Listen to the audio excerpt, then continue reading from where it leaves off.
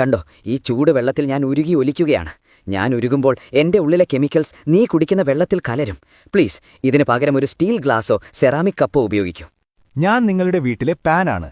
എന്റെ ഉള്ളിലെ കോട്ടിംഗ് ഇളകിയിട്ടുണ്ടെങ്കിൽ ഉടൻ എന്നെ ഉപേക്ഷിക്കൂ. തീ തട്ടുമ്പോൾ ആ വിള്ളലിലൂടെ ഭക്ഷണത്തിലേക്ക് വിഷം കലരാൻ സാധ്യതയുണ്ട്. ഈ ചൂടുള്ള ഭക്ഷണം എന്റെ ഉള്ളിൽ നിറയ്ക്കുന്നതൊന്ന് നിർത്താമോ? ആ ചൂടിൽ ഞാൻ ഉരുകി എന്റെ ഉള്ളിലെ വിഷം നിന്റെ ഭക്ഷണത്തിലേക്ക് കലർത്തുകയാണ്. അടുത്ത തവണ വരുമ്പോൾ വീട്ടിൽ നിന്നൊരു സ്റ്റീൽ പാത്രമോ മറ്റോ കയ്യിൽ കരുത്. ഞാൻ മെലാമൈൻ പ്ലേറ്റാണ്.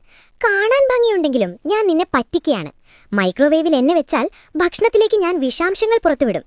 തണുത്ത വിഭവങ്ങൾക്ക് മാത്രം എന്നെ ഉപയോഗിക്കൂ. ഞാൻ പ്ലാസ്റ്റിക് കട്ടിംഗ് ബോർഡാണ്. എന്നിലെ ഓരോ പോരലുകളും ബാക്ടീരിയകളുടെ ഒളിത്താവളമാണ്.